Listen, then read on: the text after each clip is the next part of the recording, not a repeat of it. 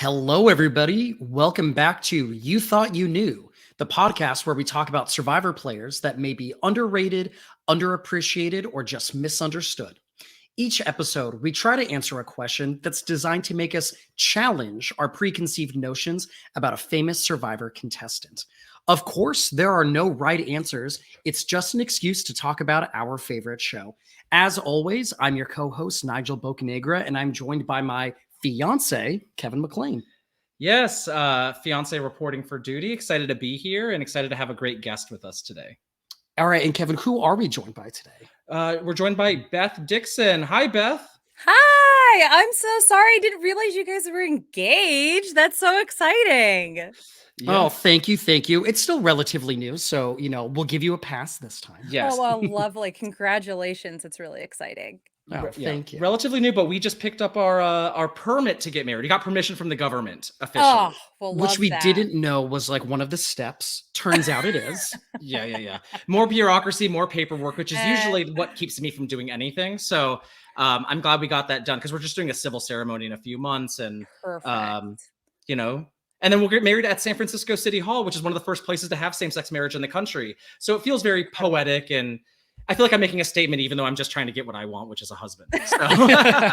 Well, listen, I've had multiple married friends of mine who have gotten married at that same City Hall, and I'm so excited for you. I just wish you the best, and it's actually a very gorgeous venue. And so if you get some photos taken, please do share them.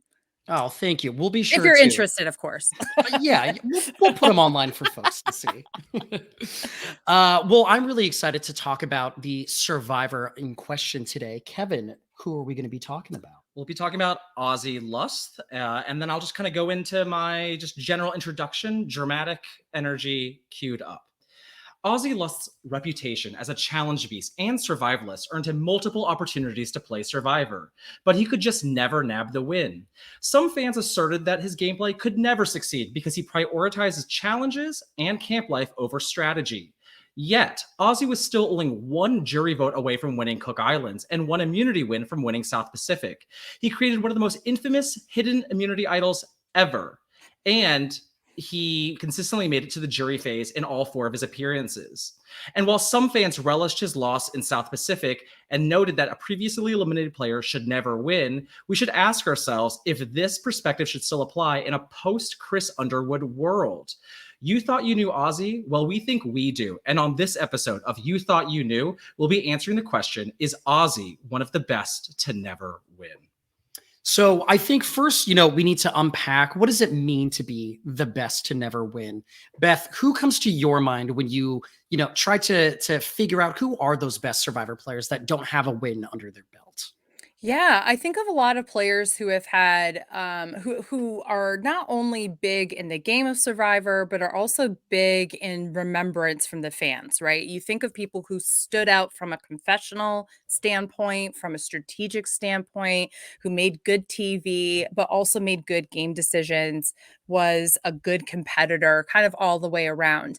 In the past couple of seasons, there's been this idea of whether or not luck plays any role into it. And I will say that, yes, it does. I think that any decision that you make is a gamble in life, and especially in the game of Survivor. And of course, you need to try to stack the deck in your favor. But if you can't do that, got to hope that Lady Luck's on your side. For the people I think a lot of them just get unlucky. So I think of the Suri Fields of the world. I think of Ozzy for sure. Somebody who I honestly think could compete with Ozzy for this question, who's underrated, but my co-host Tyler Lyons from My Weekly Meltdown asserts this, and I kind of agree with him, is Keith Nail, which is a very kind of out there thought. Terry Dietz is another one that I think when you think of challenge competitors. Joe obviously is another Ozzy like character, Joe England. There's lots of those kind of characters who have like the hero narrative or are making really fascinating game moves or are just survivalists or are a personality that makes it deep into the game, but just can't clutch that win. Amanda, how could I forget about Amanda Kimmel? And very important one as well. So there's lots of them out there that when I think about the greatest to never win, they're people who can consistently get deep into the game, but either luck or something that they just don't have or they haven't pushed hard enough is the thing that gets them in their way. I really love the spread of people that you've suggested here. Keith Nail, Terry Dietz, Sari Fields, Amanda Kimmel. I mean, these are players that you don't necessarily suggest have the exact same style of play, No. right? Yeah, but they all seem to, fit the criteria that you're looking at. And I kind of love the idea of using it as TV presence is also a factor here because listen, I can sing until the cows come home that Rafe played one of the best games ever in Guatemala. Does anyone care? Does it matter if like people have kind of forgotten about it because it's part of the history? Right. There's nearly 50 seasons of Survivor. Most fans cannot remember most winners. Even like the super fans are going to struggle occasionally remembering like boot orders and stuff. Then that's normal. So I think people who make an impression are really important. I would say I also factor innovation. Sure. We're able to bring something new and excite you and impress you in a way that no one else has done previously. And I would also say that Suri, to me, is always my best to never win. But, I would say that even people who have not replicated their success, done only once or one really strong game, like Rob Cisternino, I think is in that conversation as well. So yeah. there are a lot of different ways about it. And it's so subjective in nature. It makes it kind of hard to even kind of come to a consensus of like who are truly the best to never win, but we're going to try to on this episode. And I think that you make a great point. We live in a world in which we have multiple two-time winners, right? So I think you can really even look at some of these players in two different tiers of people who came close in multiple games where they demonstrated that like that was not a fluke. I almost won on another occasion versus maybe someone like Rob where it was like a very clear almost won in a specific game. And so I think that you can kind of maybe even think about like David Wright in Millennials versus Gen X, someone who had one extremely stellar game that people talk about. Yeah. And it's just interesting to kind of think about, are they like in the same tier of best to never win? Can you have different tiers of that? Yeah, I definitely think so. And I also would say too that, if you're thinking about that, who are the people who've only had one shot but played an incredible game and just didn't get the votes? I think of Dominic, for example, on Ghost Island, who literally comes down to Laurel and the finale after the votes are read for her to make the decision. And I would argue if that Dom and Wendell needed each other in order to win the game. So in my eyes, Wendell's win is also kind of a Dom win, even though Wendell's the one who gets the check. I definitely think of people like him. I think of I can't believe I forgot to mention Russell Hantz beforehand, but of course we have to put the the villain of all villains up there, Russell Hantz. And even people from the earlier seasons that were fan favorites that people love, like Colby, for example. A lot of people back then, at least, really thought that, oh, Colby should have won. I'm very proud to say that at the age of 12, I was still very much a Tina fan, was very happy that she won, very proud of myself for that opinion. It's, some of my other opinions I'm not as proud about now, but that one I'm very proud of. And I think that there's some really interesting players from all different eras of the game who, whether they played once or multiple times, could have won if a factor was in a different direction for them. I think you raised two people that are really interesting.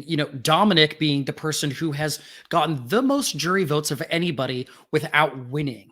He has won more jury votes than some people who did win Survivor. Mathematically, the closest to winning.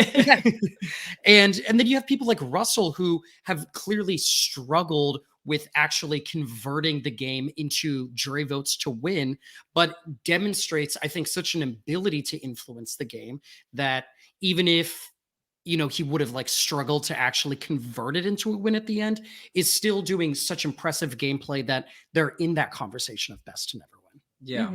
But I think, there's so many different factors here because, like luck is something we've talked about, right?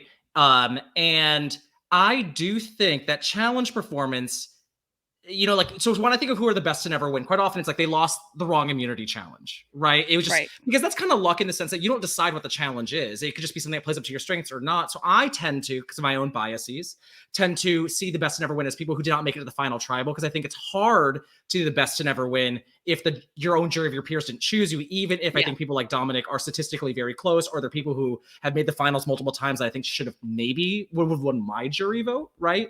So those are factors to consider. But I tend to think of the Rob C's, the Kathy Vavrick O'Briens, the Sari Fields, the people where it's like, a challenge, the wrong type of challenge or the wrong moment occurs here. But in general, like, you would imagine that their innovation ability allows that if they were to replay this another time, if we could go in the Survivor simulation booth, they would likely also go very, very far again, and that would make them one of the best to never win. But it's really hard to kind of like measure all that, because we're also sifting through an edit, which wants us to feel certain things and think certain things. That doesn't mean it's always the truest. And this is a character appreciation podcast, but I think to talk about Ozzy, it's hard not to talk about him as someone who was on the precipice of victory and talk about his gameplay as well. Definitely. So before we really dive into the Ozzy experience, Beth, do you believe that Ozzy is one of the best to never win?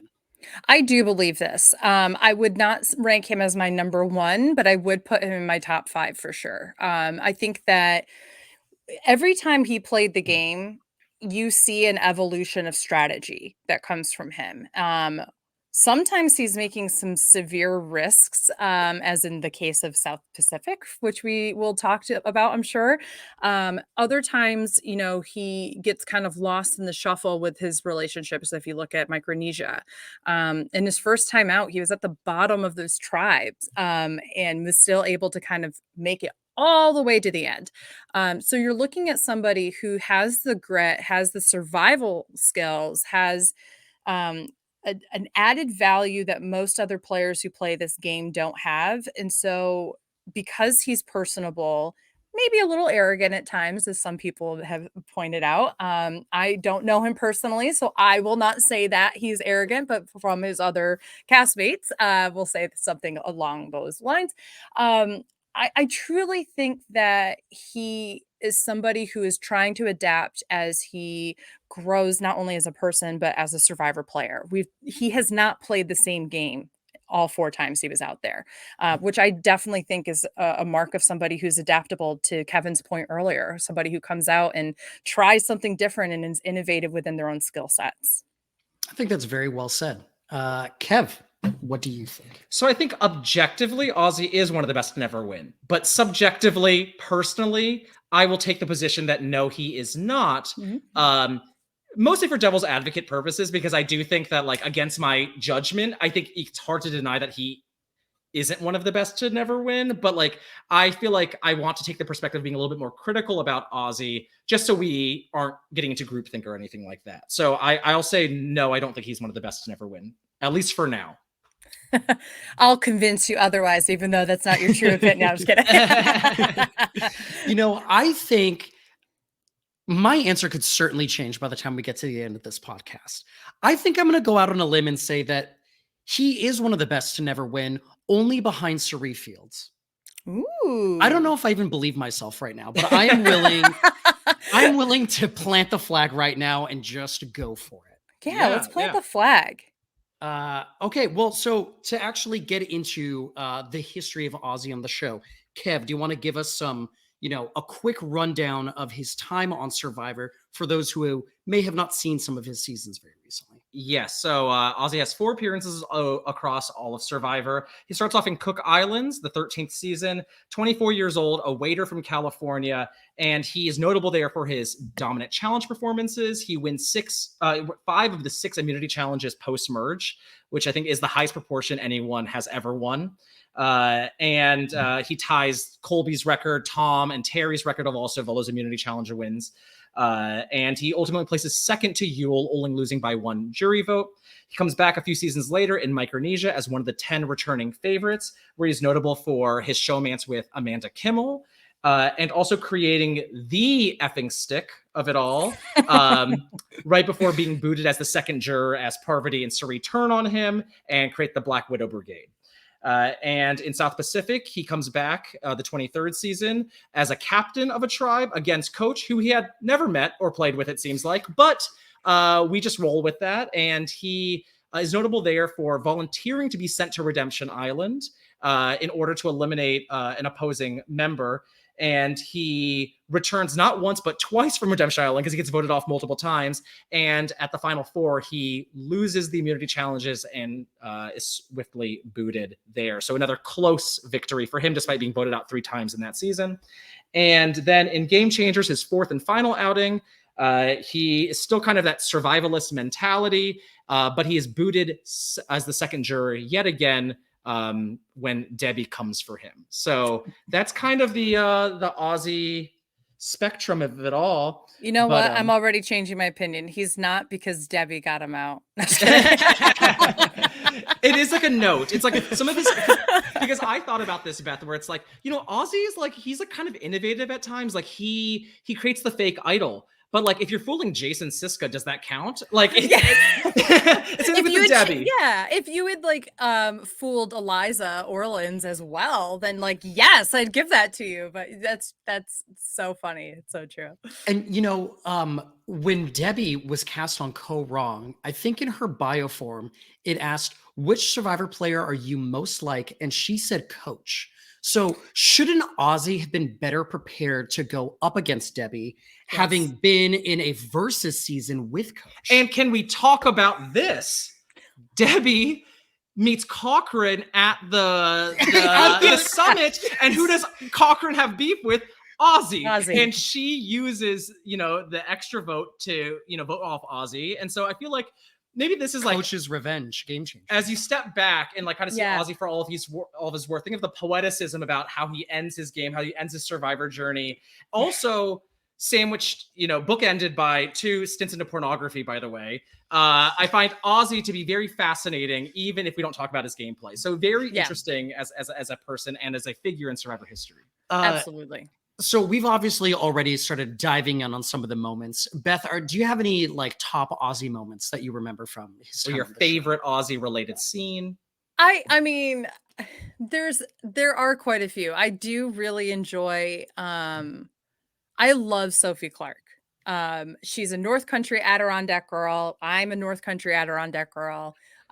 She was the first person to win a reality show from our area. I was very excited. And then my good friend, Steve Moses, wins Big Brother a few years later. And I was like, oh my gosh, we're like, really, we're like the social strategy. Like we bring out like nerds and they kill it. But I have to say, when Ozzy versus Sophie, when like, he's just basically like, you are a brat and you're kind of bitchy and all that kind of stuff. And she kind of breaks down because of the pressure of the game, even though like Ozzy is so on the outs. Like there's literally, he's just saying what he's saying in that moment. Like it has nothing to do with strategy. It's not going to save him. But I think that it, for the first time, shakes Sophie, where she realizes, oh my gosh, this might be the way the jury sees me.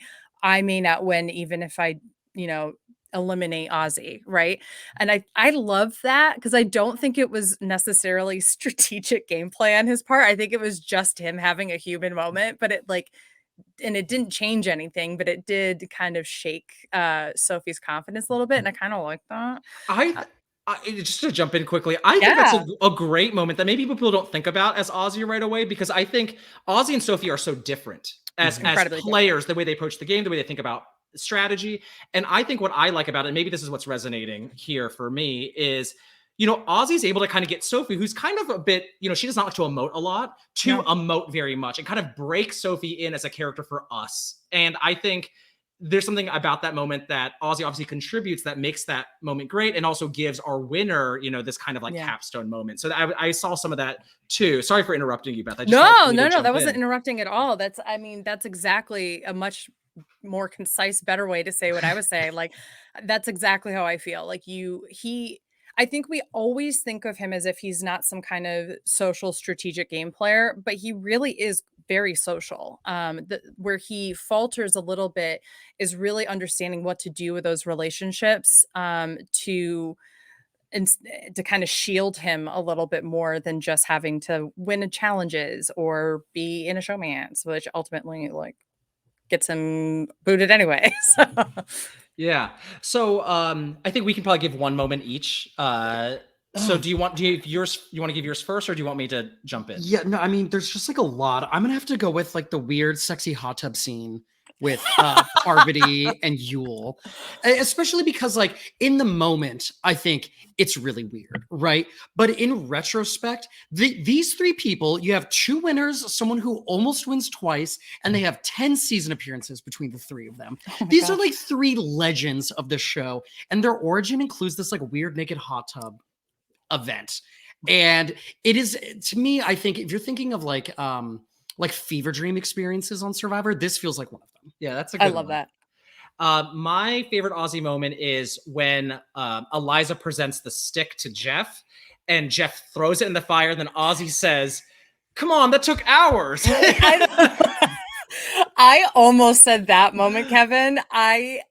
When I think of Ozzy, when I think of like his smile, I instantly go, "Oh, come on, Jeff, that took hours." Which, like, what took hours out of that? That looked like it took no time at all.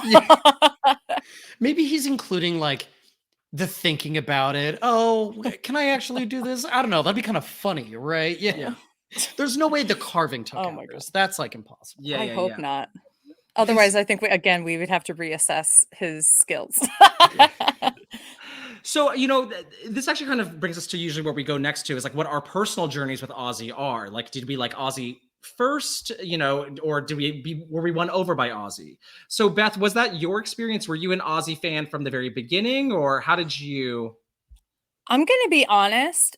I have not been the largest Ozzy fan until South Pacific. That's where he kind of changed it for me. I found him kind of annoying in his first couple of seasons, to be quite frank. I really didn't like him in Micronesia, and I think part of it was because I was so hoping for like Amanda to not be like sucked in by him that I was like, come on, like stop.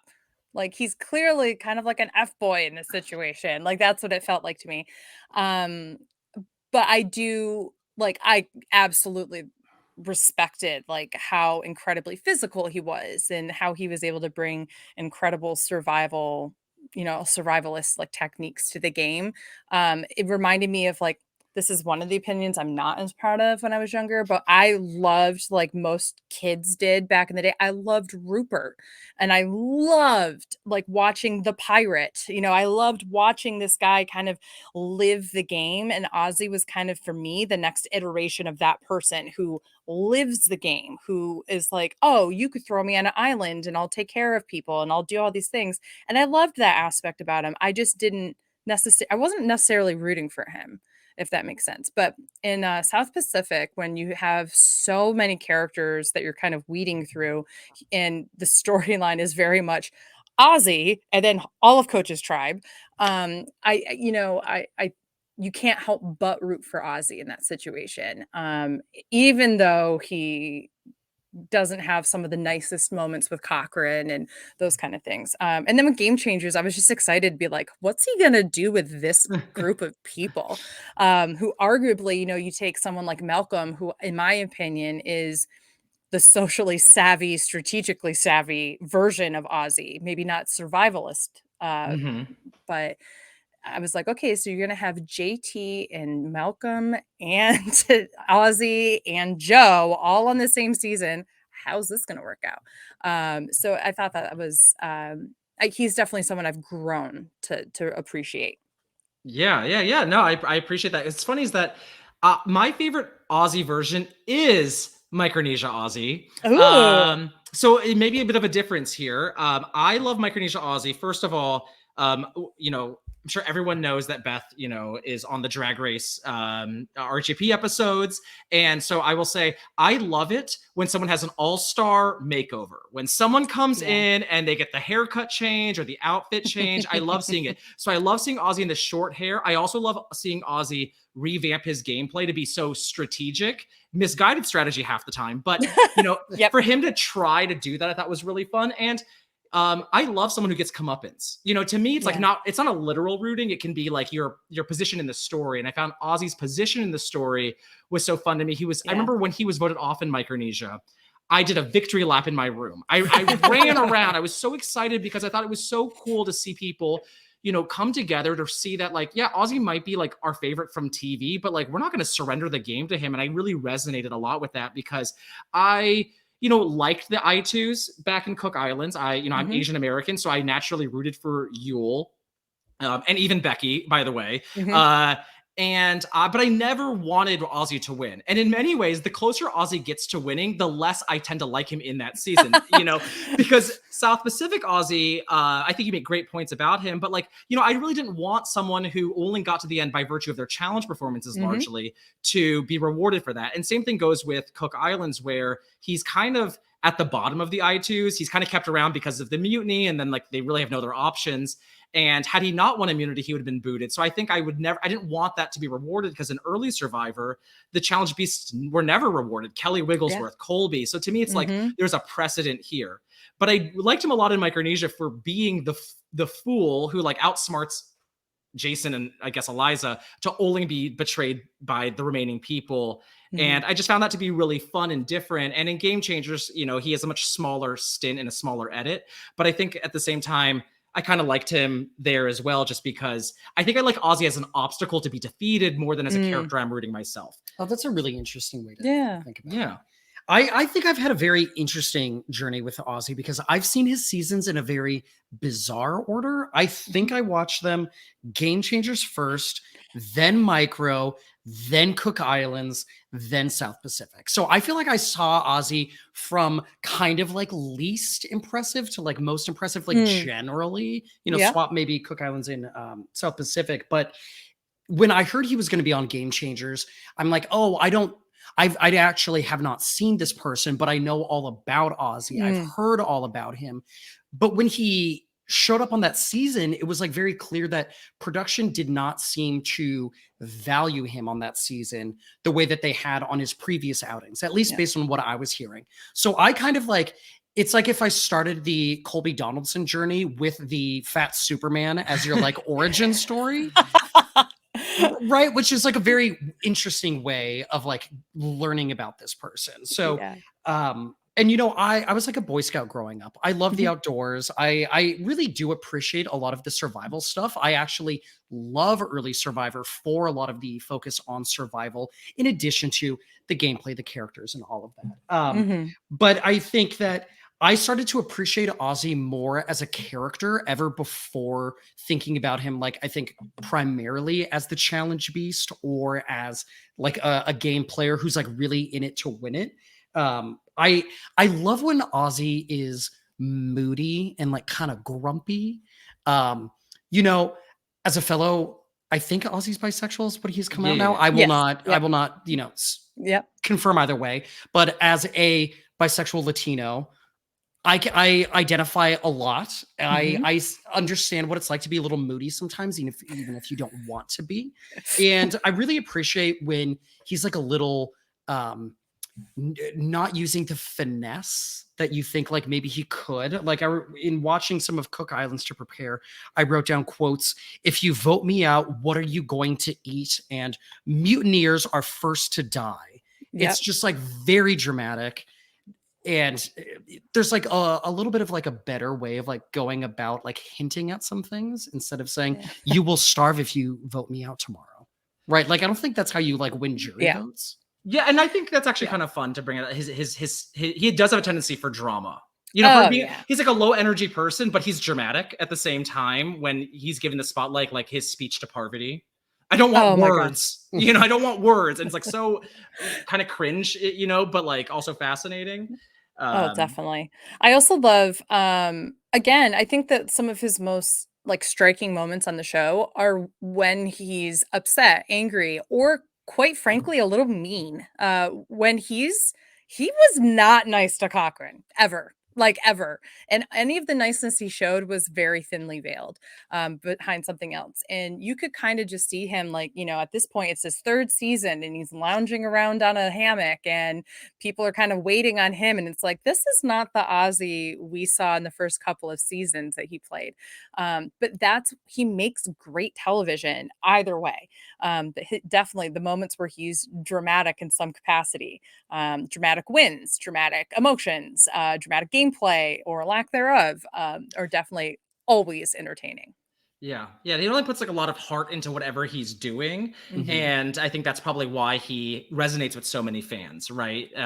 He wins fan favorite twice, I believe. So like and I think even in Micronesia, he's still like in the top 3 for fan favorite. Like it seems like he's like very, very popular. I think I always resented a little bit about Ozzy's success just because, to me, I remember when he threw that challenge to get rid of Billy Garcia, and I haven't forgiven him for it. Like like to me, it's like when Ozzy's being treated as a hero, I tend to like him less, I think, because it's like, I feel like I'm being sold a bill of goods that I don't know if he is that truly that heroic. He just likes to fish, and that's kind of where his niche is. And so Micronesia is my favorite Ozzy because it's the least heroic Ozzy. Therefore, to me, it's the most accurate Ozzy. And I can get on board with that, I think, a little bit more. In a way, Nigel mentioned the moodiness. To me, that's usually a turnoff for a character for me. I will say that, I grew up in a very military area, so my own internal biases is that kind of like to compartmentalize and to move on, and that causes me issues in my own life. But as a Survivor fan, it is certainly a perspective I see things through. And so like Ozzy reminds me a lot of like Crazy James from Big Brother 9, or some of my least favorite archetypes, even though I can appreciate their contributions, is that they are people who are unhappy with their position in the game, complain to others, but then do nothing about it except win more challenges. So then I'm like stuck watching them week after week survive while not like ever taking any accountability for their own position. So I think I've been kind of negative towards Ozzy in that way. But I think as time has gone on, I can just see like how much of a figure he is. So like, even if you summed up all of his individual performances, my perspective on them, it's maybe that low. But I think as I step back and look at Ozzy as a whole, I really do dig him as a character. I'm really glad Survivor, casted him, and, and I'm happy that Ozzy's one of the Survivor, like faces. Definitely. Another thing that you mentioned that I think is really interesting, both of you, is this idea that, nope, I lost it. It'll come back to you. What was this idea? You'll have to come back. It'll be pertinent later in the conversation too. I'm sure it'll come up because there'll be something Ozzy related that will like trigger you. So when it happens, feel free to hold us tight and we will get back to it.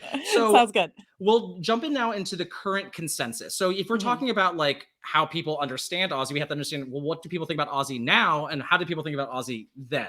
So, and I'm looking forward to this section, Kev, because I think that quite often I feel like I have a pretty good like finger on the pulse of what people think, but I kind of get the impression that like maybe the average RHAP fan might be like higher on Ozzy than the RHAP fans who are a bit more focused on like strategy. I kind of pick up that people who are really big strategy heads are lower on Ozzy than the average person. So I'm interested in seeing what you've been able to find. Yeah. So I first looked on the subreddit, I think a great way to kind of gauge discourse, if you will. And I found one post, is Ozzy one of the best to never win? And here are some of the top comments.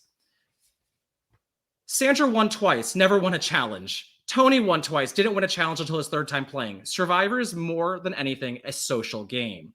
Another high comment here. I agree that he's probably the greatest challenge beast, but he's not the, quote, best player to never win. His social game was weak and he has a bad temper.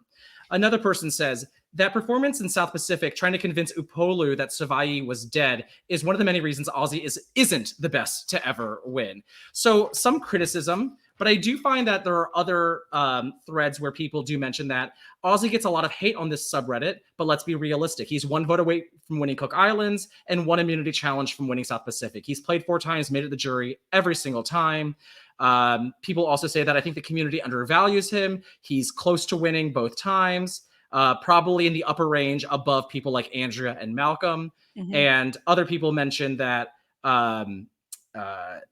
you may not respect the way Ozzy plays, but he doesn't mean he's not a good player. He's been extremely close to winning twice and made it fairly far another time. Even if he is as simple as people make him out to be, it clearly works for him. So I think there is, what I'm picking up on at least, is there is a group that thinks that now Ozzy's just polarizing. That's probably the fastest way to say that. Ozzy's polarizing. It depends on what you're valuing. But is any of this surprising to you, Beth? So no, and actually I remember what I was going to say, and it ties into this, which is that if we, you mentioned this, Kevin, that if you look at the older seasons, or really most of the seasons, the most physical person who has won the most immunity challenges has won like what? Twice? And one of them was Bob. Okay. And I haven't even seen that season, and I know. Okay. I'm just saying that, like, I think that the issue that I have in Ozzy's defense is that survivalism and getting people to like you because you can provide for them, because you are besting them in challenges and throwing wrenches into their plans to get rid of you every single time. That is a strategy. Mike literally wins Worlds Apart because he wins all the immunity challenges except for the one where he has to throw a hidden immunity idol in, right? And if Ozzy had been able to do that in South Pacific, he would have won if he had been able to close that final four. And it would have had to do with the fact that he used his physical prowess as a strategy in that one. He said, throw me to Redemption Island. I'm going to win those challenges. And I know I'm going to win those challenges. Then he gets voted out again. All right. I'm going to beat Brandon over there. Great. Let's go. And then he gets back into the game and he just unfortunately loses at that final four. I think that when we're talking about whether or not strategy is the number one thing, there's some winners who have gotten a lot of praise for social strategy who I don't think deserve it. Tony Vlachos is one of them, who I think deserves all the praise for his winners at War Game.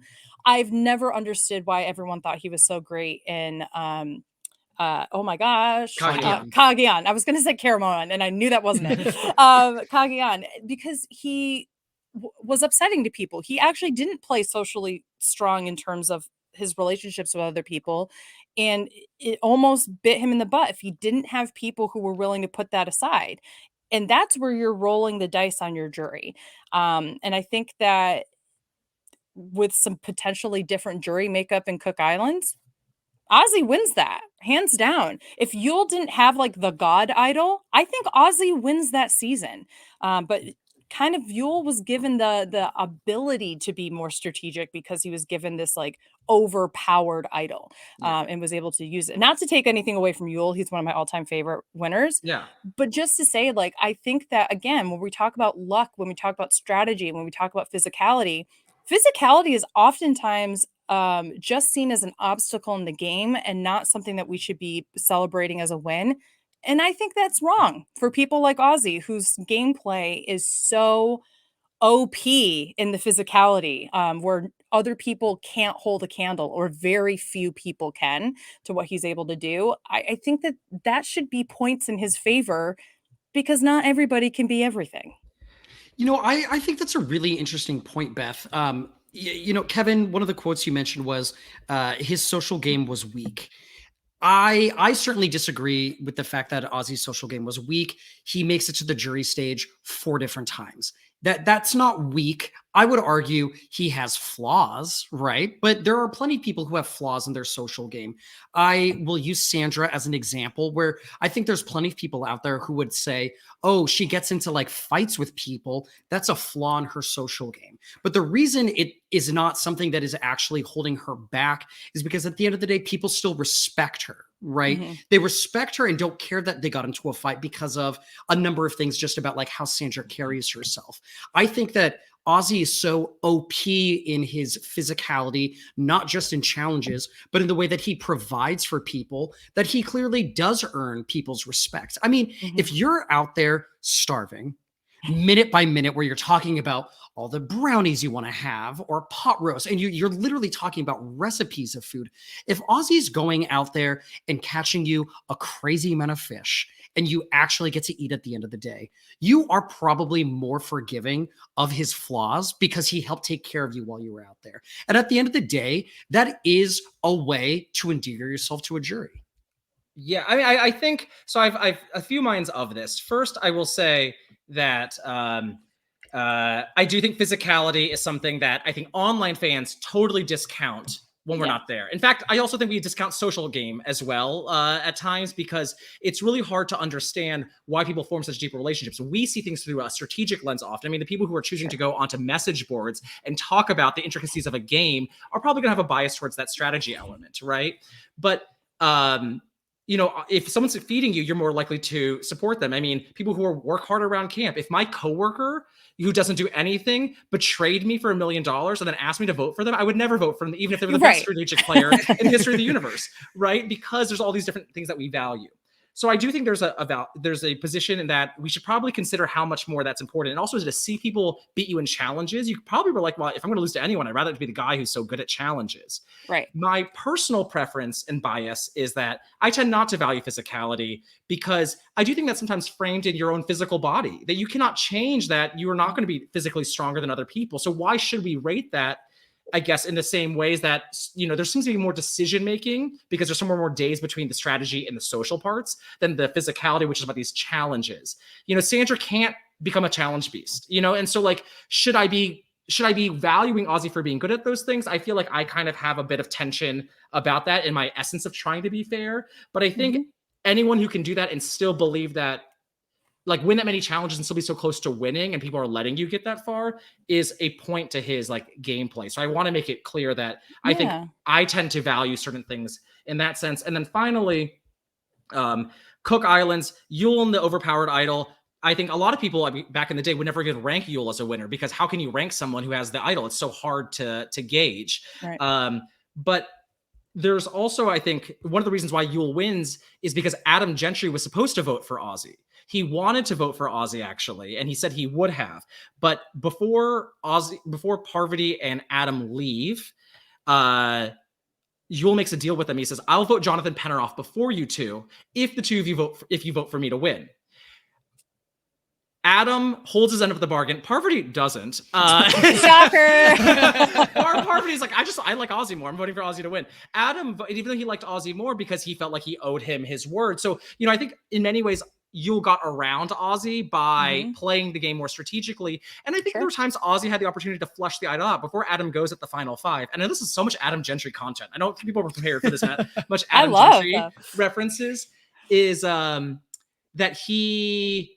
Adam suggests to Sandra and Ozzy, hey, if we can all vote for Yule now. I'll still go home because it's the God idol, but at least you won't have to deal with an idol going into final four.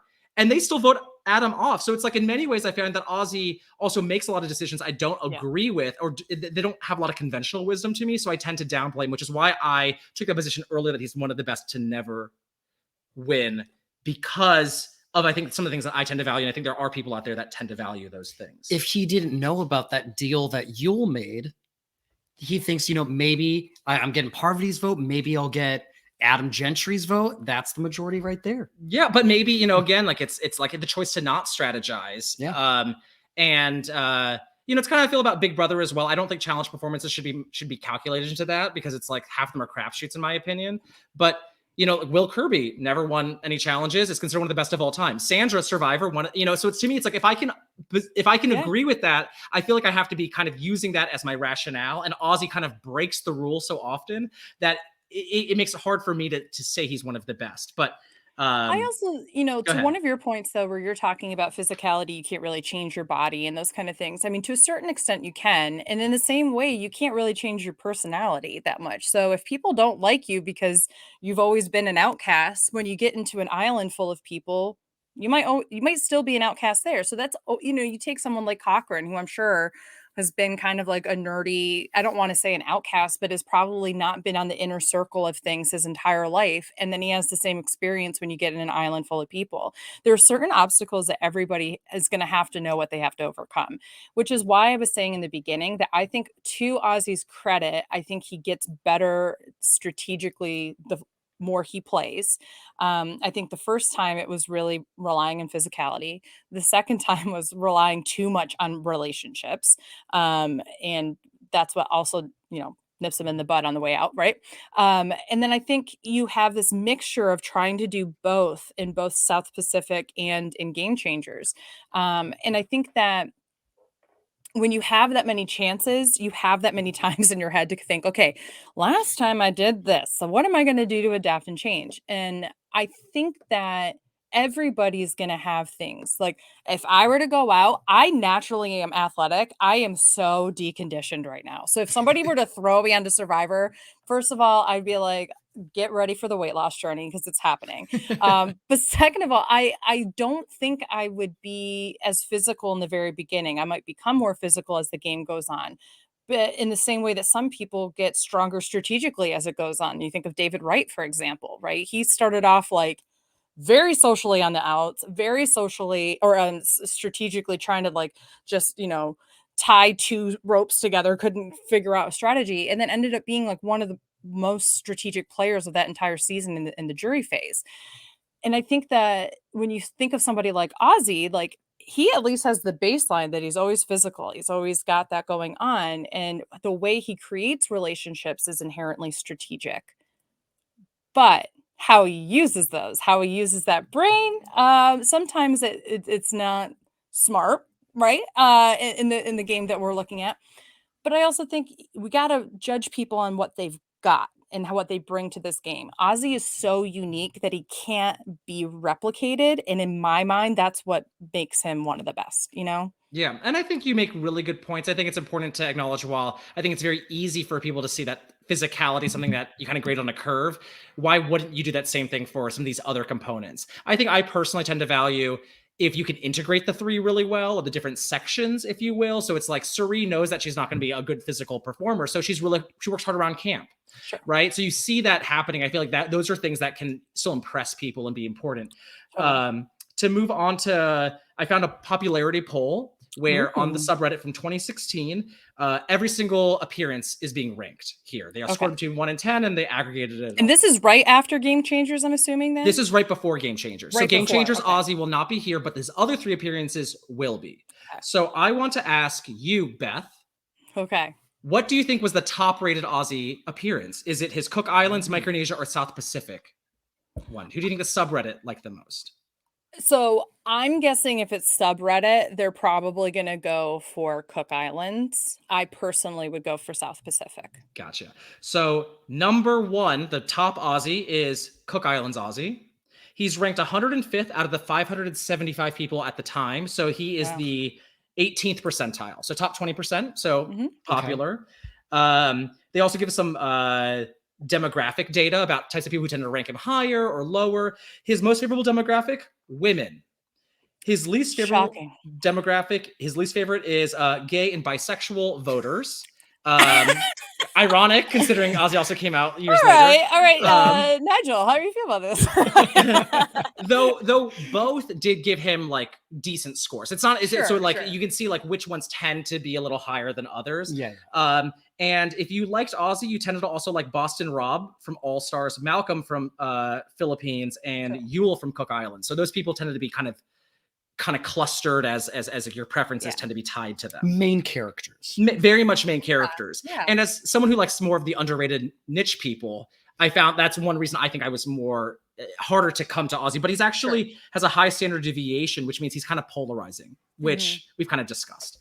So Nigel, were you surprised that Ozzy is number 1 ranked Cook Islands? I thought it could have been Micro just from the association with Micronesia. Super popular season.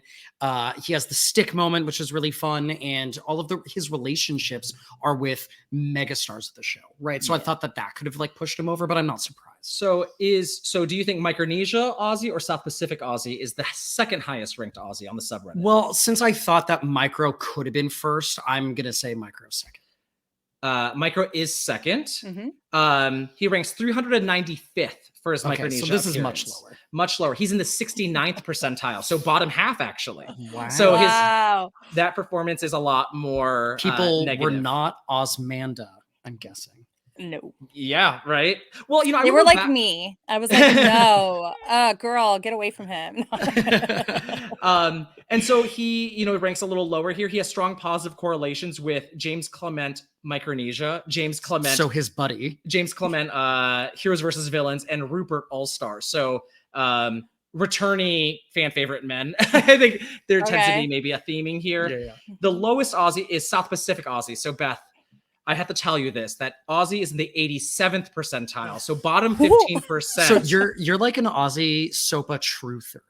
Oh my God. I honestly Yes. feel so special about that. And it's interesting because he has strong negative correlation with Sophie Clark of South Pacific fame. So, you know, because I think they're at odds. So usually it seems like you like one or the other. Yeah. But Beth, is your position that you like both, right? Yeah. It's so funny because when I watched, so I've seen that season a few times, and when I watched it the last time, it was for the top 40 that we did for RHAP that I covered with Rob and Brian Scally. And I think I normally had ranked that season pretty low for myself. Like I was like, the cult nature of this, I really didn't like it. But when I watch it, first of all, it's just so full of personalities. It's a back and forth between two tribes, and very much in the pre-merge and in the merge. There's absolutely no dominating force until Cochrane really flips, and even then, it's dramatic and interesting, and you're watching people really navigate not just strategically, but how do they feel about this? And like to their bones. Like this is a season of people who feel very deeply, which is why I think it's so interesting that you then have Sophie who wins, who's arguably the most stoic person on that entire tribe. So I do think that someone like Ozzy, who's very passionate about everything he does, and so is Sophie, but she shows it in a very completely different way. I would argue that they were my top two people that I was rooting for in that season, even though they represent complete opposite spectrums of personalities. And I think that's such a good point because I've always said you can like two sides of a feud because this is a television show. You can like a superhero and a supervillain at the same time because you appreciate their contributions to the product that you're being entertained by. Nige, any reactions? No, I totally agree. I mean, I'm sure that it makes South Pacific a much more enjoyable watch to have your like two options be people that you're interested in rooting for. And I completely agree with the sentiment, Kevin, that you can root for multiple people. You can root for the bad guys to win sometimes, quote, bad guys to win. I think that gives everything a little bit more depth. And that's what I love about Survivor is that there's so many chapters that each one can be totally different. Yeah. You know, and, you know, Ozzy, I think the reason his South Pacific performance is ranked so low is that I think the subreddit, against the strategy heads probably, did not want that Aussie to win, and probably, you know, like that Aussie represents like what they tend not to like about Survivor, and so and maybe they were like with Cochrane more or Sophie more, you know, things like that I'm sure could be factors here, and so that's why it is the lowest ranked Aussie, where Cook Islands Aussie is like the fan favorite Aussie who like helps the underdogs win challenges and beat all those white people, you know, like right.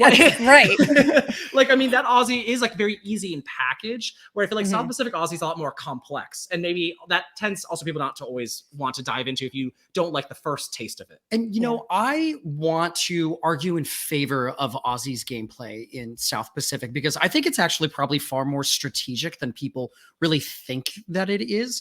I mean, you know, you can disagree with being asked to get voted out. I would not do that myself. But to use it as a mechanism to take a numbers advantage is extremely innovative. I mean, you know, this is probably what the show was excited about when they were introducing the Redemption Island twist in general. And, you know, for many fans, we don't want to see people coming back after being voted out and win. But this is something that stretches back all the way to Pearl Islands, right? So there is like a little bit of a history of it. But just like listening to the way that Ozzy talked about being on Redemption Island as a smart move for him, because it would allow him to preserve relationships, build relationships, and not, you know, piss juror members off. Just hearing the way that he spoke about it then, I think it's really interesting now having seen both of our Edge of Extinction seasons where you get a lot of excellent players talking about that experience and what that meant. Chris Underwood comes back and wins, right? So Sure. you do see Ozzy be kind of on like the cutting edge of this like returnee strategy that does end up panning out for people years down the road. Yeah. I think the other thing that's really important to note with that ties right into what you're saying about preserving relationships. This is his third time out. They also, I'm assuming this got filmed around the same time as Redemption Island right beforehand. So you've got, they wouldn't have watched it, right? But when you think about the 4 returning people they brought back for the Redemption Island seasons, you had Boston Rob and Russell. So you're looking at 2 villainous game players who were seen as very savvy and strategic, right? And they're both okay at challenges. Rob's definitely better than Russell at challenges, but Russell's never had to really worry about challenges. Rob's had to do a little bit of both, right? Then you have 2, in my opinion, wild cards that they go for. They go from the 2 villains to 2 people like have never played together, who have no relationship that we're aware of or any kind of rivalry. At least Rob and Russell had this rivalry in Heroes Villains, the year prior, and we're like, we want more of that, right? And I really felt like South Pacific was what Redemption Island should have been. It was, let's bring people who this twist of Redemption Island is going to be interesting. Coach alone on an island, which never happened. You're telling me we wouldn't be entertained by him? All right, I have to meditate and, pray to God and do this thing that I learned from whatever, like that's built-in entertainment. Then you have Ozzy, who's a survivalist, who literally said, this is a vacation for me to be on Redemption Island. I'm happy because no one's getting mad at me. I don't have to feed other people and I don't have to do anything. I could be well fed. And I get to tell people, as I did at Tribal Council, you vote me out, I'll make you a fish, and then I'll beat you in a challenge the next day. And what he's doing there is he knows he's going to win because that's his superpower in the game. People like Suri and that kind of thing, social relationships are going to be their superpower. They know they can get what they want because that's how they're going to manipulate people. He's going to manipulate people by intimidating them with the challenges. So maybe if they could beat them, and there were a couple of people who almost did, he is already in their head before they've even gotten to Redemption Island. And that's a superpower. That's pretty great. And I don't think that anyone is going to be resentful that Ozzy beat them in a challenge, right? Like, so even though he's like bumping you out of the competition, most people are assuming like, I'm an underdog coming into this at best. Yeah. So I need to move on to the historic reaction to Ozzy so we can look back into time. But before I do that, I do want to comment on what you said, Beth. I think great perspective here about how like Ozzy and Coach have nothing in common together, except that they both would be great on being by themselves, which is part of the choice of doing a Redemption Island season on a season with returnees. So you can also protect your returnees for a period of time.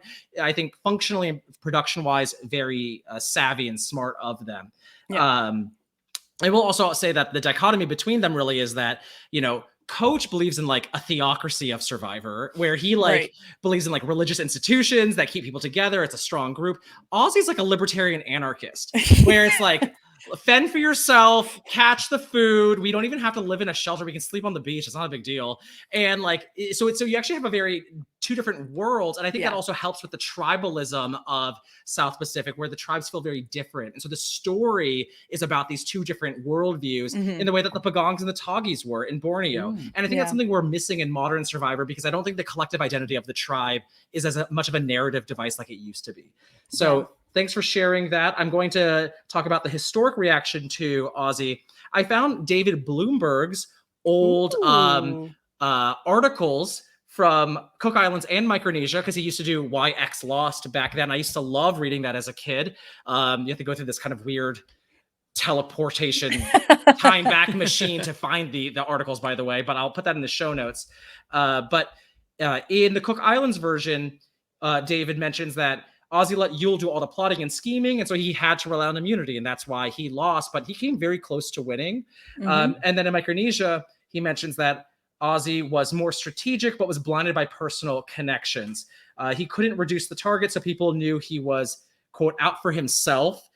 Everyone knew he was the head honcho, the person in charge, and so like he kind of thought people would be okay with that, and that's not what happened. Nope. So those were the reactions at the time. Does any of this surprise you, Nige? No, I don't think that this is surprising. Yeah, I think it was like kind of the conventional wisdom. Agreed. Because Ozzy was so popular back then. I mean, like we showed Nigel's family Cook Islands because I think it's a really easy casual viewing experience because definitely. the story's really easy to follow. The colors pop. As long as you can get through the race division in the beginning, I think it's pretty easy to absorb. Yeah. And so they loved Ozzy immediately. You know, they were like rooting for Ozzy to win. Like, I think Ozzy was by far the favorite person, even though I loved Yule. People, I think, just like really loved Ozzy. I mean, Ozzy has like kids in the audience constantly praising him when Jeff wants to talk to children. Like, that's like a favorite always. Like, Ozzy's so popular. So it's kind of like the Ozzy of it all. But I think people even at the time recognized he had some weaknesses. I think that Ozzy represents at that time, especially to kids, like he's an adult who's a kid. He's an adult who got to go out and camp and be outdoorsy and play and do all this stuff. And like Survivor truly felt like a kid's game to him. It didn't. And I think that's why the social and the strategic players don't really appreciate him as much because they're like, he's not even taking this seriously. He's just out there and he's winning and he's having fun and he's being physical and that kind of thing. But I think that for a little kid who's watching the show, wouldn't you want to be like the guy who can like hang for something from so long? Because like that's what you do on the playground, right?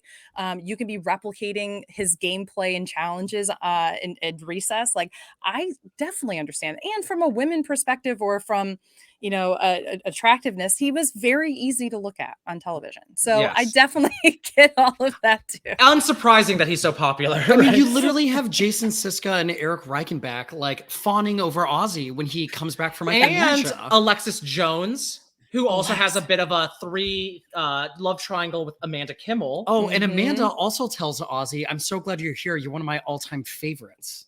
Ozzy's just used to being around fans of his. You know, like had like these multiple seasons where there's people who Which like is adore why he him. has an OnlyFans. Exactly. It's really the long game with Ozzy. You know, It was. He thought of it back then. He said, "If there's ever a platform where no, I know what's coming. I know how to capitalize." So I also found a poll about Ozzy's move in South Pacific, the one where he volunteers to be voted off. So TV Line had a poll of their viewers. Do you think Ozzy's decision will be one of the stupidest things ever done, which was his words in his vote out, his final words, or one of the most iconic moves like ever? Beth, what do you think the readers of TVLine.com said back in, what is this, 2011, 2012?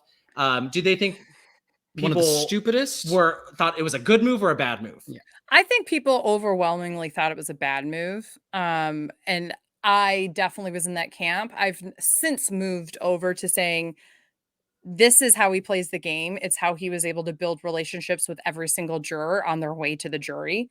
And it ultimately is what would have won him the game in addition to those relationships and just people wanting to see the downfall of the coach cult. I think that even people who were in the coach cult, I think that this was absolutely the right move for him. But I have a feeling the readers were like, no, this was dumb.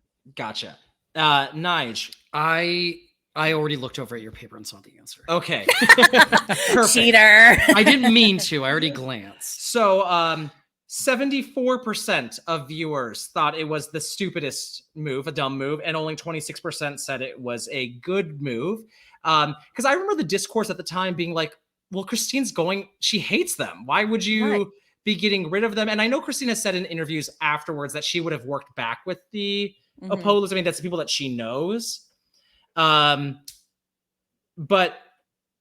I still think it's kind of a crazy, I love it's inventive, but like, you could have just voted out Cochran, who was part of your problem from the beginning, and how you just voted him off pre-merge, and maybe that's not an issue at all. And I really would have loved to see Christine come back because I love her. I love her and Stacey Powell. Like these are the people that should have returned in my heart. And so like Ozzy, while I thought it was so inventive, I was like, you're gonna stop this? Like, she'd be like the first woman to ever return through like Redemption Island, and you have to go in and take that away from her, Ozzy? Come on. I remember being so frustrated. Icons. But I do think it was very inventive and it was like a moment where I said, well, if Ozzy can do this and he gets to the end, he has like such a unique story to tell and like one that does deserve to win. But I do think I come down that maybe it's not the smartest move, but it definitely makes it make sense for game changers at least.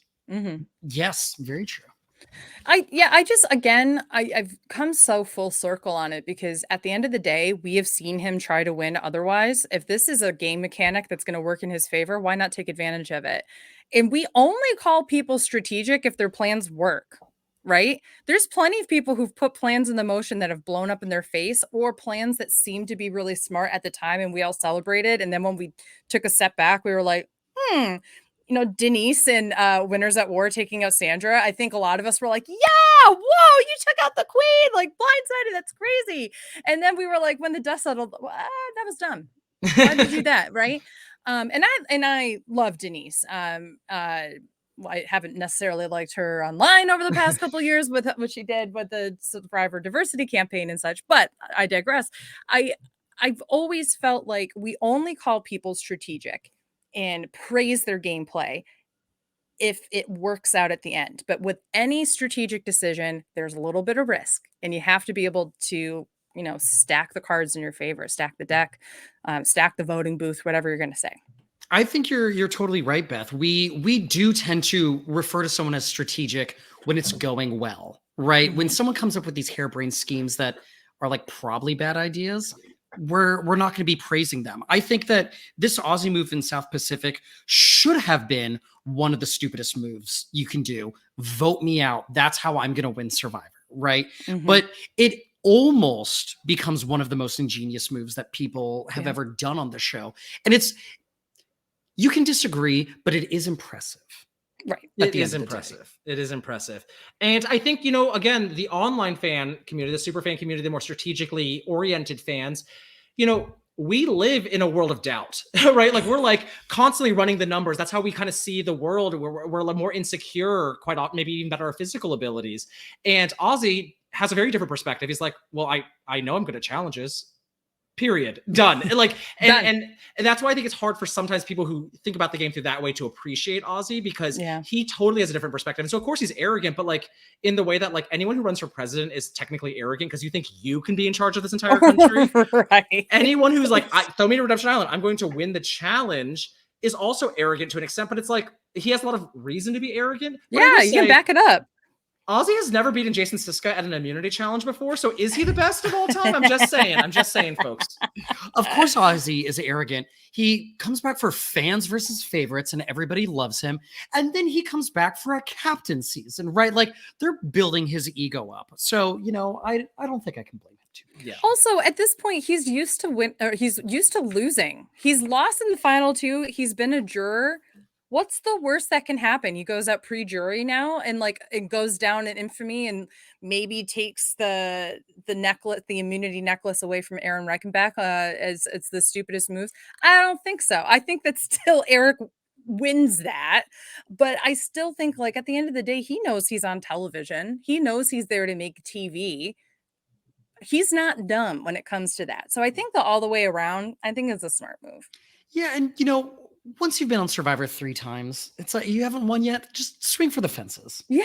The first 2 times weren't working. You got to try something new. Get the appearance fee money. And that's Ozzy's his best strategy. He's like, I'm going to cash the pay. He's like Anissa from the challenge. It's like, I'm just going to keep showing up and I'm going to make the money because like, why wouldn't you count on him? I do want to mention that I also found Ozzy's Game Changers preseason assessment. Okay. This is from survivingtribal.com. So this is before he goes on to Game Changer. So we can kind of get, again, another pulse check about how fans were perceiving him before he went in. They mentioned perhaps the biggest Achilles heel that has developed since Jonathan Penner pointed it out in Cook Islands, his final tribal council, is Ozzy's own ego and arrogance. Because of his dominance in challenges, ability as a provider and as a fisherman, and as simply being a young, attractive man, Ozzy has developed a bit of an ego as a Survivor player. The argument could be made that his cockiness is what cost him in fans versus favorites. Sure, he fell victim to Parvati Shallow and the famed Women's Alliance. However, it was his hubris that helped him make the decision to leave his idol that could have saved him back at camp. And though he was voted out by a turning Parvati, it was his hubris that made him unlikable, though unkillable, because of his ability and challenges in his time on South Pacific. So I do think there was, again, more of the casual fans very high on him. I was very excited for him to be in Game Changers even. But again, a understanding that Ozzy's overconfidence at his own abilities has been his undoing. And people, I think, wanted to see that through Game Changers. Yeah.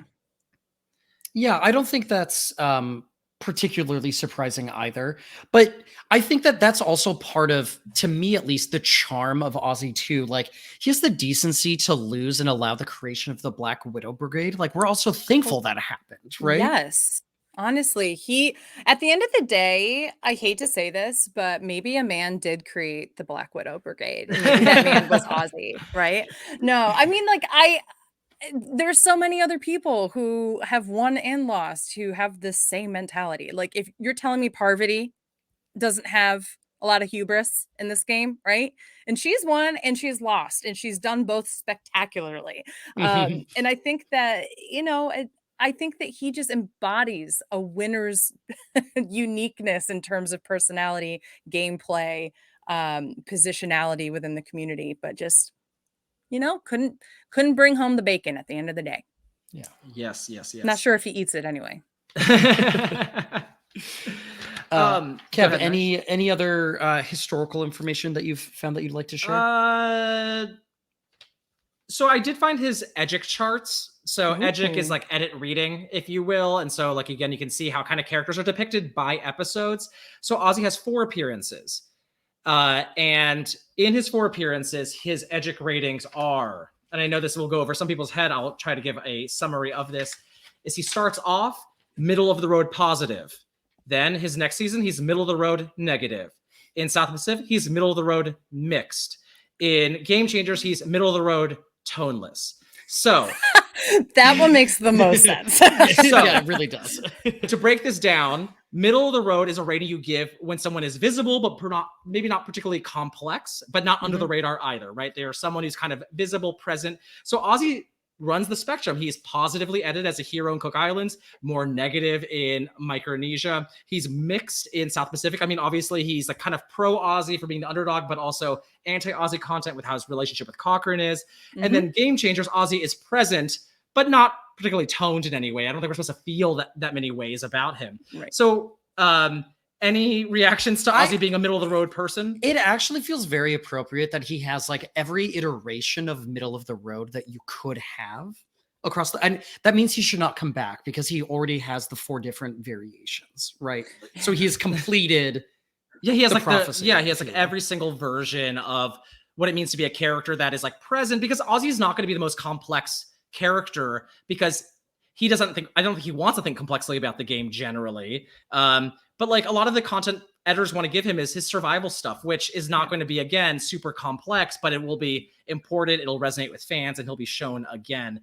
But I thought it was very interesting that is kind of like where he's at. Where like Boston Rob is always complex. We always get so much perspective from Boston Rob, but Ozzy's a little bit more narration focused, if you will. So that's the last thing I have on the historical perspective of Ozzy. Fantastic. Well, so I think that means that we're like ready to kind of like start bringing all of this home. Sure. We've talked quite a bit about Ozzy's different iterations. Do we think that there's anything about Ozzy's gameplay itself in any of his 4 seasons that we haven't touched on just yet? Oh my gosh. Like, I don't know that we've talked a bunch about his gameplay in Game Changers specifically. I do think he moderates himself. I think that if you actually look at his South Pacific game, you would maybe assume that he would come in a little bit hotter than he does in Game Changers. But I think he actually really does lay much lower coming into that season. And you do see a bunch of huge names go out early. And I think Ozzy could have been one of them, but he wasn't. Well, I think very easily he could have been the Malcolm boot, and I think that was, I could be wrong. It's been a while since I've watched Game Changers. I feel like the conversation was really, we got to make sure we get rid of a Malcolm, a JT, someone like that when they have that double tribal. Was Malcolm or was Ozzy on one of those 2 tribes that went? I don't think he's present. I think Ozzy's tribe won immunity that round. I thought so too. Okay. Because here's the other Sari is also not eligible that round. And I think that it had his tribe gone and Malcolm's tribe won immunity, for example. I feel like Ozzy could have been that boot. I just generally feel like with all of a sudden you have more people of his archetype on a season, you realize like, okay, you have Malcolm who's a little bit more strategic, maybe a little bit more strategic in how he makes social relationships as well. Okay, now you've got JT, who's kind of like a good old boy, right? And he hasn't been on since he won, so let's celebrate him, right? And then you've got Joe, who's like the new challenge beast, golden child of the new era. And so you're also coming across like this is 11 seasons past his most current one that he played at South Pacific, which is like 5 years later, 5.5 years from the time it's shown. He's grown, right? Very differently. Think about where you were 5 years ago, although it's hard to do that with COVID. Like that's like still 1 year in my mind, even though it was 3. You think about all the ways that we've changed, our bodies change over the course of 5 years, our relationships, how we approach things. And it makes sense that he's more muted this time. We have people who have, he helped create an archetype. And now we have those people who are following his footsteps, who were the people looking up at Ozzy and have become the new Ozzy archetype.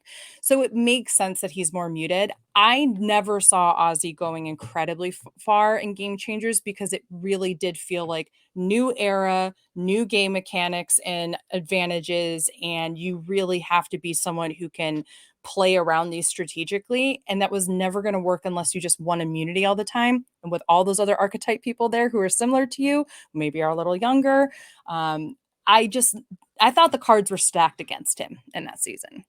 Yeah, that's a good point. So two things I kind of want to touch on. First is the Aussie archetype, which if you said that's the Aussie of the season, we all know what that person means. Like we ascribe certain values and traits to that. And, Aussies, I think there's someone who posted about archetypes before, and I'll put that in the show notes. And they refer to Aussie's archetype as the amazing ace. So like another archetype version is like Captain America, which we immediately think of like Colby Donaldson, for example. Yeah. It's kind of like broad shoulders, handsome guy, clean cut, yada, yada, yada. Yeah. The amazing ace, which is the Aussies, a little bit more chill, more laid back, more alternative, but also so good at challenges, kind of cool, kind of more leaner. Like they're there for the experience. They're a bit more sensitive, perhaps. So, like Aussie's certainly a figure in Survivor, which is really interesting. That really takes off because Joe Anglin to me is supposedly totally cast in the Aussie role. I mean, Ozzy would also be the leader of the No Collars tribe, right? So like, yes, they're totally, there's a through line here. And I think Ozzy is a much better player than Joe Anglin, which is proof again that Ozzy is stronger than I think a lot of people who tend not to even like that archetype, give him credit for. So I want to say that. But about his gameplay that I wanted to mention, Ozzy, I think in many ways does. I think the show has made it easier for someone like Ozzy to win. That's what I'm going to say out loud right now. Because in the beginning of Survivor, the challenge dominators did not do particularly well. I mean, they could get to the end, but like people didn't care about that as a reason to give you the win as much. And now that they have a fire making at Final Four, that's Ozzy's like bread and butter. Like that's like the perfect thing to have for him, like lined up, if you will. Mm-hmm. The fact that a Redemption Island gets created. Of course, Ozzy's going to do better in a season that has a Redemption Island format. I mean, I feel like there's actually been a lot of shifts. The hidden immunity idol. Who's going to find that? I don't know. The guy who's a survivalist that can climb trees very easily. So in many ways, like Ozzy is actually totally suited. Even if the mentality of modern Survivor does not seem to reward people like Ozzy, I do feel like the structural parts of it actually kind of benefit him a lot. And so I think it's kind of interesting to think about Ozzy's gameplay as like, well, how would that be different if Ozzy was a fresh new player with no target on his back, playing in those seasons? Because I do think at the end of the day, Ozzy probably still makes the merge, or at least second juror 9 out of 10 times, right? Because he is good at the game. But I do think he tends to be rewarded sometimes with the wrong decision-making because, like, again, he finds the idol in Micronesia but doesn't use it, right? He goes home with it. In Cook Islands, like, he's really mad at the Mutineers, but, like, girl, you should be happy about them because they made you more important to your group. But like, I think Sundra, Ozzy, and Becky would probably dumped him a lot earlier had he not won those challenges. Right. In Game Changers, I don't even remember Game Changers that much, so I'm going to pass through that one. No, agreed. I mean, I think that's the point, right? It's like we don't even remember what he was like in Game Changers because I like my counterpoint to you is that the new era of Survivor in particular, there's besides Mike, I really don't think that there's anybody who's been like Ozzy who's ever won the game. Period. And I would even say Mike's not even really in the same archetype, but he just happened to have the same kind of physicality. What about Chris Underwood? I don't consider him the same. I mean, he makes fire. Yeah. Cool. I mean, that's such an anomaly, though. You know what I mean? Yeah, exactly. So I think I hear what you're saying. I think Chris and him are actually very similar, and I'm actually much higher on Chris because I was very anti-Rick Devens at the time, and I go, finally, someone's doing something about it. And Rick's great. I think he's a great personality, but like to me, it was like a coronation for him. I was like, well, you know, what is Chris Underwood supposed to do? Just roll over and say, I got voted off. Don't vote for me to win. It's like, I appreciate the trying of it all. The lack of moodiness, if you will. It really, I kind of like that about Chris at least. But I think, you know, Chris also like was a provider at camp, you know, on the edge as well. Like he helped people. And so that's why they kind of liked him. He went in with a bold strategy in the way that Ozzy does. Like he's throwing out ideas and maybe they're not always the most intuitive, but like it works. And, you know, he definitely has personality conflict in the way that Ozzy does, but like he's still rewarded because people like respected him. And most of them, of course, people who had to live with him and therefore benefited from his like time there. So I think there is some through line, but I also get they are different. Like Chris is in sales, and I don't think I could ever imagine Ozzy in sales. No. You know, like they're different. And I also think like, had Chris's strategy been send me to edge of extinction so I can be with the jury for the entirety of the game and then come back, make fire and do that, great. But it's not like he actively was like, vote me out versus like, that's what Ozzy does in South Pacific, right? So I really think like, sure, throw Chris into that situation. But like one out of how many people who are winning this game? We've had what 44 seasons and maybe two. Maybe you could even throw a Gabler, honestly, into this kind of like he's more of a outdoorsy, hands-on kind of person trying to think through things. But again, he's a heart surgeon, right? Like very different archetype in terms of a person. There's nobody who's really like him. Again, maybe you could say Brian from Thailand. Maybe you could say Tom Westman.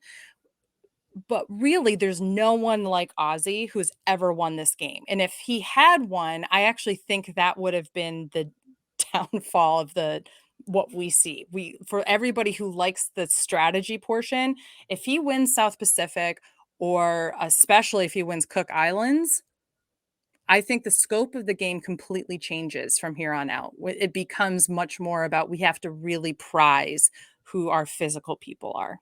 Yeah, I think that's a really good point. And I will just say that when I'm doing my research earlier, someone asked, you know, if Adam Gentry changes his vote, where does Ozzy rank as a winner for you? And someone says, but if Ozzy wins, we never see the effing stick. And I will also agree that maybe losing is the new winning, right? Like that is important that Ozzy actually lost for the Black Widows, for all those moments. Yeah, I'm at peace with Ozzy. The butterfly effect is real. Yeah, like he's meant to lose. This is the timeline we should be living in. Yes. I think that I would probably split the difference between the two of you a little bit in that I agree that, you know, if Ozzy wins Cook Islands, I think he is a totally unique winner. We have not seen someone like him as a winner. And I think that his gameplay has become more mainstream in the show over time. So I think I agree, Beth, that you don't have like really another Ozzy who does win the show, but I think that there are pieces of Ozzy that become more common with the winners as time goes on. I mean, he is a leader in creating the fake idol to trick people. That's something that you see happen more and more as time goes on. And it seems like now production gives you... He borrows it from Yao Man. Okay, my bad. And I'm not sure about the timing of how everything... he credits Yao Man also. Okay, yes, that's fine. Yeah. But either way, we see that happening a lot more. I'm just using one specific example. No. And you know, we see someone literally win coming back from the edge of extinction when he had this innovative gameplay to go out, get there, you know, be removed from the active game and come back. So I think I totally see what you're saying, Kev, about the show moving in a direction where it's these twists, it's these variations from the standard format that all really do seem to benefit Ozzy in the long run. And I don't think that we should be surprised because Ozzy is this huge favorite in the show. And there's a reason he's a favorite among the fan base, right? So why isn't the show over time going to do these little things here and there that do benefit their Aussies, not just Aussie, but their Joes that come later down. Right. Yeah. I will say great points all around, and we'll be definitely wrapping up here. But again, if Aussie's greatest strength is his challenge performance, well, Tom also has the record for that many immunity wins, and he does win, right? Like, so it's like, and he does it with a lot more respect by the people around him. He's not seen nearly as, and there are some critics of Tom who lived with him, but he wins 6-1 at the end of the day. I do think that, even his greatest strengths, I think there are other people who maybe even beat him, but I do think as a pure survivalist, Aussie's pretty hard to beat, though I never saw Ozzy kill a shark and Tom did. So I do think. Oh, great point. I do think, question, what are we valuing here? Though Amanda did find a shark herself, I think. So. Well, I think what your follow-up podcast for this should be is part 2 is Tom Westman, the original Aussie. There you are. That's the next question here. So yes. And we do a You Thought You Knew for those who are listening on Tom Westman. It's not about Aussie though. There's very few Aussie coverage in it. But I think it's about if Tom Westman is like underrated, I think. Right, because he's just like underrated. He's like a challenge. Yes. He's a challenge beast. Is that all he is? And I think Tom is more than that. And I think Ozzy, he puts all of his chips into the challenges in particular, right. Which is why he's super riveting. People love the challenges on Survivor. Do we want to revisit the core question here? Yes, Beth. Yes. Do you believe Ozzy is one of the best to never win? After all this conversation. I'm going to stick by it and say yes. I really do think that he's one of the best who's never won, but I will add a caveat based on our more recent part of the conversation, which is I don't think he should ever win because I think it would put us into a weird multiverse of what would have happened to our Survivor as we know it, as all these wonderful moments. I think that Ozzy is a great Survivor player and is very unique, and even the people who are in his quote unquote archetype, no one holds a candle to him, the original. Great point. Nigel, why don't you go next? Because I want to save mine for last. I am confident that Ozzy is the second best to never win after this conversation. I think he's still behind Cirie Fields. Cirie will always be very, near and dear to my heart. But I think that, talking all of this out, I see Ozzy play 2 different games that were both very impressive, very close to winning. I don't think you can argue either of them is a fluke when you also look at the fact that his other 2 games get him to second juror. That's nothing to turn your nose up to. So I do believe that Ozzy is absolutely one of the best to never win. So Kev, what do you think? After all of this conversation, I will revise my position and say that Ozzy is one of the best to never win. I will say that, you're not happy about it. I'm not happy about it, but I think, at the end of the day, it's hard to kind of go against the data here, right? That he's very close to winning. And you know what? And I'm not very impressed, I think, with what he brings to the table, but there are plenty of winners I'm not impressed by. And so why can't one of the best to never win also be someone who doesn't impress me as much? But at the end of the day, Ozzy was close to winning 2 times. I think arguably in Micronesia, had he survived that tribal council, he has a really high chance of getting to the finals yet again and probably winning. So there's so many opportunities that Ozzy can succeed in, that he has a lot of the natural skills. And if you just kind of measured out some of the personality differences he's had, or just strategizes a little bit more, cleanly at times, I mean, he's unstoppable. I think so. It is. I think Ozzy is one of the best to never win, even if people like myself don't always give him the credit that he deserves. Yeah. So I'll give it to him now. Well, there you have it. The story of Ozzy Lusth. So far, you never know. Production loves to bring people back. Right? So Beth, thank you so much for joining us today. We really enjoyed this conversation.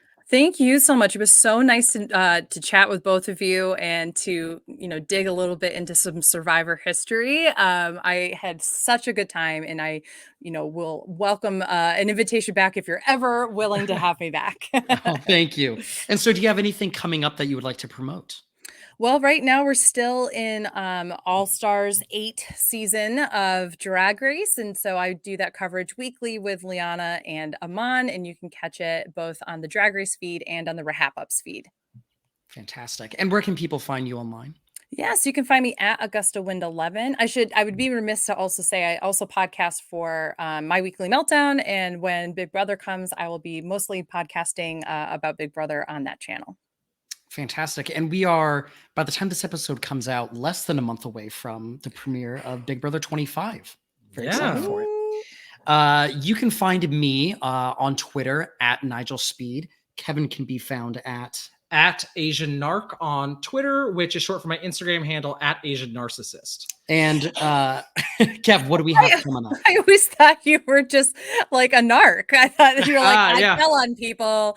There you go. No. Yeah. Ozzy would hate me, actually. The 420 of it all. Ozzy would like, no, what's that? No, Asian Narcissist, which was really a subversion of the collectivist sentiment most Asian people are assigned.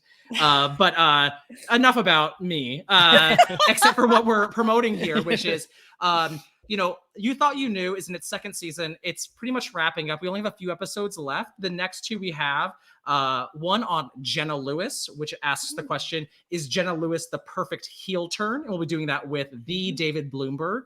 And also we have an episode on James Clement coming up. The question, is James Clement the ultimate fan favorite? And we'll be doing that with the Mike Bloom. Ooh. Very excited for both of those podcasts. So again, thank you everybody for joining us on this journey today. And we hope to see you again next time. Thank you.